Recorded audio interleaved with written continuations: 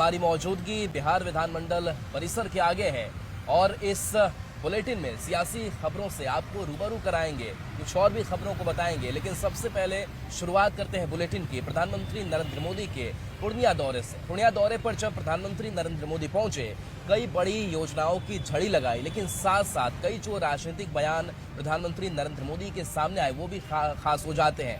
RJD और कांग्रेस पर निशाना साधा और कहा कि जंगल राज का अगर किसी को खामियाजा भुगतना पड़ा है तो वो सबसे ज्यादा सीमांचल को। रिपोर्ट दिखाते हैं। इन लोगों ने घोटाले और भ्रष्टाचार करके बिहार की साख को बहुत नुकसान पहुंचाया। चुनावी साल में प्रधानमंत्री नरेंद्र मोदी 7वीं बार बिहार आए। पूर्णिया की धरती से पीएम मोदी ने 40,000 करोड़ से ज्यादा लागत की योजनाओं की सौगात दी और विपक्ष पर जमकर बरसे, खासकर आरजेडी और कांग्रेस पर। पीएम ने कहा कि बिहार का कांग्रेस और आरजेडी ने अपमान किया, बिहार की तरक्की नहीं देखना चाहते हैं इंडी अलायंस के लोग। बिहार जब भी आगे बढ़ता है ये लोग बिहार का अपमान करने में जुट जाते हैं। अभी आपने देखा होगा आरजेडी की सहयोगी कांग्रेस पार्टी सोशल मीडिया पर बिहार की तुलना बीड़ी से कर रही है। इन लोगों को बिहार से इतनी नफरत है, इन लोगों ने घोटाले और भ्रष्टाचार करके बिहार की साख को बहुत नुकसान पहुंचाया। पूर्णिया की धरती से पीएम मोदी ने घुसपैठ का मुद्दा भी उठाया। पीएम ने कहा, जंगल राज की मार सीमांचल को सबसे ज्यादा उठानी पड़ी है। सीमांचल में घुसपैठ से डेमोग्राफी चेंज का सबसे ज्यादा खतरा है। लेकिन वोट बैंक का स्वार्थ देखिए, कांग्रेस, आरजेडी और उसके इकोसिस्टम के लोग घुसपैठियों की वकालत करने में जुटे हैं, उन्हें बचाने में लगे हैं और बेशर्मी के साथ विदेश से आए घुसपैठियों को बचाने के लिए ये नारे लगा रहे हैं, यात्राएं निकाल रहे हैं। ये लोग बिहार और देश के संसाधन और सुरक्षा दोनों को दांव पर लगाना चाहते हैं। पीएम मोदी ने घुसपैठ का जिक्र करते हुए कहा कि घुसपैठियों को बचाने में लगे हैं कांग्रेस और आरजेडी के लोग, लेकिन भारत में कानून चलेगा और घुसपैठियों को जाना ही होगा। ये आरजेडी कांग्रेस वालों की जमात, जरा कान खोल के मेरे बात सुन लो। जो भी घुसपैठियां हैं उसे बाहर जाना ही होगा।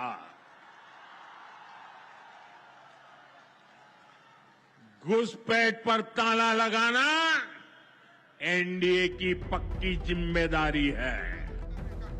प्रधानमंत्री नरेंद्र मोदी जब भी बिहार दौरे पर आते हैं, कांग्रेस पर निशाना और आरजेडी के जंगल राज का जिक्र करना नहीं भूलते। इस बार धरती सीमांचल की थी तो पीएम मोदी ने सीमांचल के जरिए घुसपैठ का जिक्र करते हुए कांग्रेस और आरजेडी पर जमकर निशाना साधा। न्यूज 18 के लिए पूर्णिया से रवि एस नारायण और कुमार प्रवीण के साथ ब्यूरो रिपोर्ट। चुनावी साल है और चुनावी साल में प्रधानमंत्री नरेंद्र मोदी 7वीं बार बिहार आए हैं, जहां वो बिहार आने के साथ ही बिहार वासियों को करोड़ों की सौगात दी है। आपको बता दें, कल प्रधानमंत्री नरेंद्र मोदी बिहार आए, जिसके बाद प्रधानमंत्री के बिहार आने के बाद सियासत भी खूब हो रही है। लेकिन प्रधानमंत्री नरेंद्र मोदी ने 40,000 करोड़ से भी ज्यादा की सौगात दी है। इसके साथ ही पूर्णिया एयरपोर्ट का भी उन्होंने उद्घाटन किया है। और क्या कुछ खास बिहार वासियों को मिला है, इस रिपोर्ट के जरिए आपको दिखाते हैं। सबका प्रणाम करे छिए। ई धरती के हमें बार बार प्रणाम करे छे।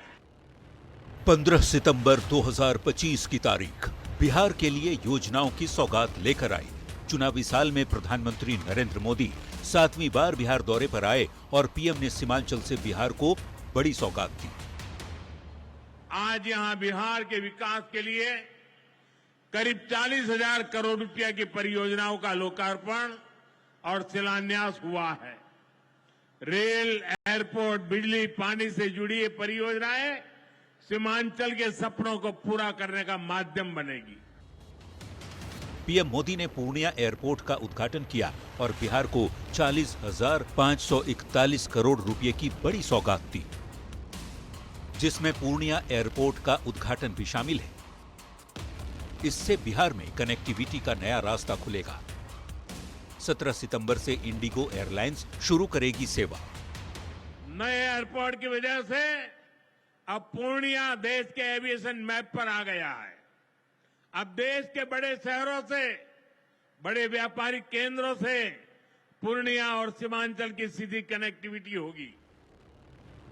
पूर्णिया एयरपोर्ट के उद्घाटन से पहले पीएम ने सीएम नीतीश के साथ पूर्णिया हवाई अड्डे का मॉडल भी देखा और मंच से रिमोट का बटन दबाकर बिहार वासियों को तोहफा भी दिया, जिसमें 4,412 करोड़ की लागत से बनी 111 किलोमीटर लंबी अररिया गलगलिया के बीच नई रेल लाइन, 2,171 करोड़ की लागत से बने विक्रमशिला कटारिया के बीच 26 किलोमीटर की नई रेल लाइन शामिल है।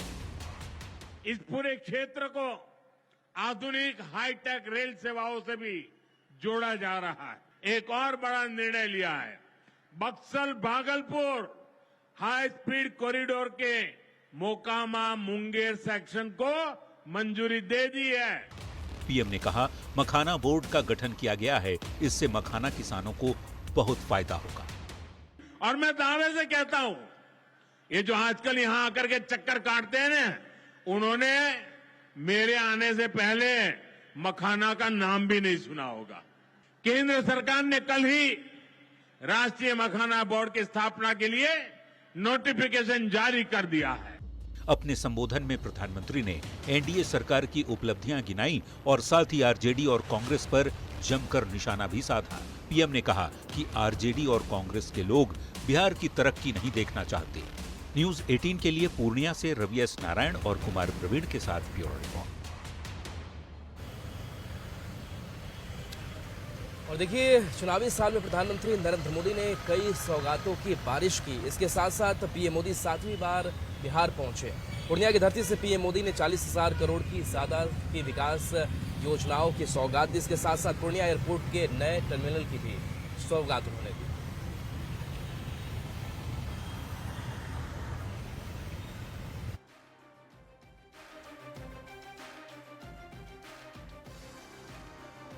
तैयारी पूरी है। ऑलरेडी सारा प्रोसीजर पूरा करने के बाद ही हम लोग शिलान्यास कराए हैं। जो प्रोजेक्ट डेवलपर है उनकी टीम भी यहाँ आ गई है। इसमें बहुत तेजी से काम शुरू हो जाएगा।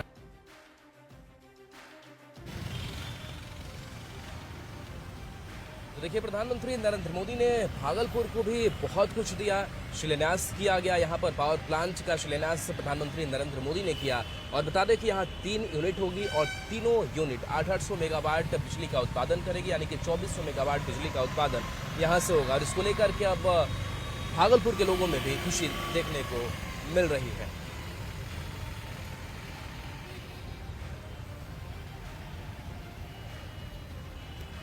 तो पूर्णिया में सीएम नीतीश कुमार और प्रधानमंत्री नरेंद्र मोदी की गजब की जुगलबंदी देखने को मिली।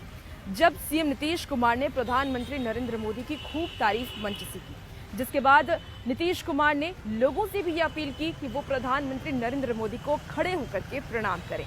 इसके बाद प्रधानमंत्री नरेंद्र मोदी ने भी मंच से लोगों का अभिनंदन किया। ये रिपोर्ट दिखाते हैं। उन्होंने जितना काम करवाया है बिहार के लिए, तो जरा खड़ा होकर के एक बार प्रणाम करिए, खड़ा होकर प्रणाम करिए। पूर्णिया में पीएम मोदी को लेकर मंच पर सीएम नीतीश का गजब का प्रेम दिखा। नीतीश के अनोखे अंदाज को देखकर भीड़ भी गदगद हो गई। पीएम मोदी की सभा में सीएम नीतीश कुमार ने पीएम मोदी की जमकर तारीफ की। नीतीश कुमार ने कहा कि बिहार के लिए पीएम मोदी ने जितना काम किया है, इसके लिए इनको खड़े होकर प्रणाम कीजिए। जब नीतीश ने ऐसा कहा तो पीएम मोदी ने भी मंच पर खड़े होकर हाथ जोड़कर जनता का अभिनंदन किया। उन्होंने जितना काम करवाया है बिहार के लिए, तो जरा खड़ा होकर के एक बार प्रणाम करिए, खड़ा होकर प्रणाम करिए। तो ये बहुत बड़ी बात है, इसलिए आप काहे बैठी हुई हो तुम लोग। पूर्णिया में पीएम मोदी ने बिहार को 40,000 करोड़ से ज्यादा की योजनाओं की सौगात दी। सीएम नीतीश कुमार ने एक बार फिर आरजेडी और कांग्रेस की सरकार पर निशाना साधा। सीएम ने कहा, पहले की सरकारों ने कुछ नहीं किया। पहले जो सरकार आई थी, जिसमें हम लोग तो आए थे, 24 नवंबर 2005 को एनडीए का, जिसमें बीजेपी और जेडीयू की सरकार बनी, और उसके पहले कुछ नहीं था। सीएम नीतीश कुमार ने पूर्णिया में एक बार फिर दोहराया कि अब वो किसी के साथ नहीं जाएंगे, एनडीए में ही रहेंगे। अब बेकार हो गया, अब सवाल ही नहीं पैदा होता है। अब किसी के साथ कोई तरह का होगा नहीं। आप जानते क्या है, अरे शुरू से सरकार बनी ना, तो सरकार बनी यही ना भाई, बीजेपी और जेडीयू का, एनडीए का, और उससे तो सब काम हुआ। अरे बीच में थोड़ा बहुत इधर उधर हो गया, वो छोड़ दीजिए। पूर्णिया से सीमांचल को पीएम मोदी ने बड़ी सौगात दी है। एयरपोर्ट के उद्घाटन के साथ ही उन्होंने बिहार को 40,541 करोड़ रुपए की विकास योजनाओं का तोहफा दिया। इस दौरान मंच पर पीएम मोदी और सीएम नीतीश की गजब की जुगलबंदी नजर आई। और देखिए, अभी बारिश थोड़ी राजधानी पटना में तेज हो चली है, इसलिए हमने छाता लगा लिया है, लेकिन जो सियासी तपिश है वो काफी ज्यादा बढ़ी हुई है। जीतन राम मांझी ने फिर से दोहरा दिया कि उन्हें 15 सीटें कम से कम चाहिए, नहीं तो 100 सीटों पर चुनाव लड़ेंगे। साथ ही साथ उन्होंने कहा कि एनडीए से हमें भीख मांग रहे हैं, क्योंकि हमें राष्ट्रीय दर्जा की पार्टी जो है वो होनी है, और ऐसे में हमें इन सीटों की जरूरत है। और मांझी के इस भीख वाले बयान पर किस तरीके की सियासत हो रही है, इस रिपोर्ट में आपको दिखाते हैं। तो मैं तो मान्यता प्राप्त करने का भीख मांग रहा हूं एनडीए से, हमारा कोई क्लेम नहीं है। केंद्रीय मंत्री जीतन राम मांझी ने लगातार दूसरे दिन अपने बयान से सियासत गरमा दी है। विधानसभा चुनाव में 15 सीट की डिमांड करने वाले केंद्रीय मंत्री जीतन राम मांझी ने एनडीए के सामने बड़ी मांग रख दी। विधानसभा चुनाव को अपनी पार्टी के लिए करो या मरो की लड़ाई मान रहे मांझी ने कहा है कि 10 साल बाद भी उनकी पार्टी मान्यता प्राप्त नहीं है। ऐसे में एचएएम को मान्यता दिलाने के लिए वे एनडीए से 15 सीट की भीख मांग रहे हैं। तो भाई एनडीए के हम साथी हैं, एनडीए को सब समय हम मदद करते रहें। तो एनडीए के नेताओं से मेरी प्रार्थना है कि हमको कम से कम इतना सीट दें ताकि हम यहाँ पर बिहार असेंबली में मान्यता प्राप्त हम कर सकें। इसमें 20 सीट भी आता है, 15 सीट भी आता है। तो मैं तो मान्यता प्राप्त करने का भीख मांग रहा हूँ एनडीए से, हमारा कोई क्लेम नहीं है। मांझी के भीख मांगने वाले बयान पर सियासी सरगर्मी तेज हो गई है। आरजेडी और कांग्रेस ने कहा एनडीए में सिर्फ फुटअव्वल की स्थिति है, तो जेडीयू और बीजेपी का दावा है कि सीट शेयरिंग का मामला जब बड़े नेता एक साथ बैठेंगे तो सुलझ जाएगा। जीतन राम मांझी जी लगातार एनडीए के अंदर दबाव बनाने के लिए हर दिन नई नई घोषणाएं करते हैं, लेकिन जैसे ही भारतीय जनता पार्टी और जनता दल यू के द्वारा इन्हें इस बात का इंगित किया जाता है कि आप केंद्र में मंत्री हैं, आपका बेटा बिहार में मंत्री है, मंत्री पद पर रहना है कि नहीं, तो ये अपनी बातों से 24 घंटे के अंदर ही पलट जाते हैं। चिराग पासवान 243 की बात करते हैं, मांझी जी 100 सीटों की बात करते हैं। बीजेपी और जेडीयू का अपना तालमेल है जो कुछ समझ नहीं आ रहा बिहार की जनता को। कुल मिला के वहाँ पे सर फुटअव्वल है, एक दूसरे को छुरा लेके खोपने के लिए लोग तैयार है वहाँ बैठे हुए हैं। जहां तक सीट का सवाल है, एनडीए के शीर्ष नेता जब एक साथ बैठेंगे तुरंत समाधान निकल जाएगा, कहीं कोई समस्या नहीं है। आदरणीय जीतन राम मांझी जी की सीट की मांग के संबंध में सीट बंटवारा घटक दलों की समिति के समन्वय से ही होगा। चुनावी साल में सीटों की दावेदारी पर सियासत तेज हो गई है। एक तरफ महागठबंधन में सीटों को लेकर रस्साकशी जारी है, तो एनडीए में सीटों के बंटवारे पर तनातनी है। मांझी ने लगातार दूसरे दिन 15 सीटों की डिमांड कर एनडीए की परेशानी बढ़ा दी है। हालांकि मांझी ने भीख मांगने वाला बयान देकर अपने तेवर जरूर ढीले कर दिए। न्यूज़ 18 के लिए गया से एलन लीली के साथ पटना से संवाददाता संजय कुमार की रिपोर्ट। देखिए, एनडीए के साथ साथ अब महागठबंधन में सीट शेयरिंग का फॉर्मूला सुलझा भी नहीं कि कांग्रेस ने नया दावा ठोक दिया है। दरअसल कांग्रेस की तरफ से 50 से 60 सीटें मांगी गई है। इसके साथ ही उप मुख्यमंत्री का पद भी कांग्रेस ने मांग लिया है। इसके पहले मुकेश सहनी की अगर हम बात करें तो मुकेश सहनी भी कई बार तेजस्वी के सामने ये कह चुके हैं कि हमें उप मुख्यमंत्री का पद चाहिए, जब तेजस्वी यादव मुख्यमंत्री बनेंगे तो हम उप मुख्यमंत्री बनेंगे। ऐसे में महागठबंधन में इस वक्त सीट शेयरिंग को लेकर के पेच फंसता हुआ नजर आ रहा है। क्या कुछ और डिमांड महागठबंधन में पार्टियों की तरफ से, इस रिपोर्ट के जरिए आपको दिखाते हैं।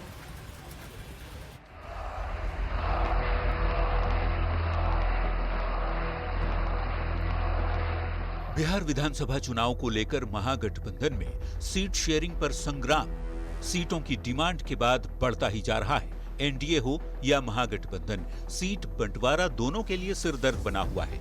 एक ओर तो सीट शेयरिंग का पेंच नहीं सुलझ रहा, दूसरी ओर महागठबंधन में दबाव की राजनीति हावी है।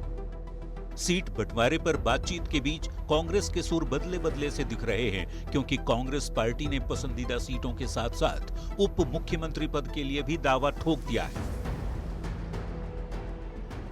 इंडिया गठबंधन का सरकार बिहार में बनाने के लिए किया गया था, न कि बार्गेनिंग के लिए। जब इंडिया गठबंधन की सरकार बनेगी तो डिप्टी सीएम मंत्री कोई चीज थोड़ी है। कांग्रेस की डिमांड ने तेजस्वी की टेंशन बढ़ा दी है। सीट बंटवारे का मुद्दा सुलझाने की बजाय उलझता ही जा रहा है, क्योंकि कांग्रेस ने 56 से 60 सीट और डिप्टी सीएम का दावा ठोक दिया है। वीआईपी प्रमुख मुकेश सहनी 60 सीट और डिप्टी सीएम पद पर दावेदारी शुरू से पेश कर रहे हैं। वाम दलों की बात करें तो माले ने 40 से 45 सीट और सीपीआई ने 24 सीट की पेशकश रख दी है। सीपीएम, आरएलजेपी और जेएमएम जैसे महागठबंधन के छोटे सहयोगी दल भी दहाई के आंकड़े में सीट चाहते हैं। देखिए, सब कुछ तय हो जाएगा इंडिया महागठबंधन की समन्वय समिति के बैठक में शीर्ष नेतृत्व के स्तर से। पिछले चुनाव में आरजेडी 144, कांग्रेस 70, सीपीआई-एमएल 19, सीपीआई 6 और सीपीएम 4 सीटों पर चुनाव लड़ी थी। इस बार महागठबंधन में अब 8 दल हो गए हैं। आरजेडी, कांग्रेस और वाम दल के अलावा इस बार वीआईपी, आरएलजेपी और जेएमएम भी गठबंधन का हिस्सा है। अब तक 5 बैठकों के बावजूद सीट शेयरिंग पर बात नहीं बन पाई है और महागठबंधन की 6ठी बैठक भी टल गई है। ऐसे में सीट शेयरिंग पर सिर फुटव्वल को लेकर सत्ता पक्ष भी तंज कस रहा है। राजद कमजोर है, लालू प्रसाद यादव सजा याफ्ता हैं, उनके पुत्र नाकाबिल हैं। कांग्रेस इस बात को समझ रही है। कांग्रेस शायद अपना राजनीतिक बदला निकालने के लिए सबसे सही समय समझ रही है। महागठबंधन घमंडिया गठबंधन है, सबको अपने अपने पद की लालसा सिर्फ है, बिहार के जनता के सरोकार से कोई मतलब नहीं है। 2020 के विधानसभा चुनाव में 52 के स्ट्राइक रेट के साथ आरजेडी ने 75, 27 के स्ट्राइक रेट से कांग्रेस ने 19, 63 के स्ट्राइक रेट से सीपीआई-एमएल ने 12, 33 के स्ट्राइक रेट से सीपीआई ने 2 और 50 के स्ट्राइक रेट से सीपीएम ने 2 सीटें जीती थी। महागठबंधन में सबसे खराब प्रदर्शन कांग्रेस पार्टी का था। यही वजह है कि कांग्रेस पार्टी इस बार क्वांटिटी पर नहीं, क्वालिटी पर तेजस्वी के साथ बात कर रही है और वाम दल पिछले चुनाव के आधार पर प्लेयर ऑफ द मैच का खिताब इस बार चाहते हैं। लिहाजा ये देखना होगा तेजस्वी इस सिरदर्द से कैसे निपटते हैं। पटना संवाददाता संजय कुमार के साथ ब्यूरो रिपोर्ट, न्यूज़ 18।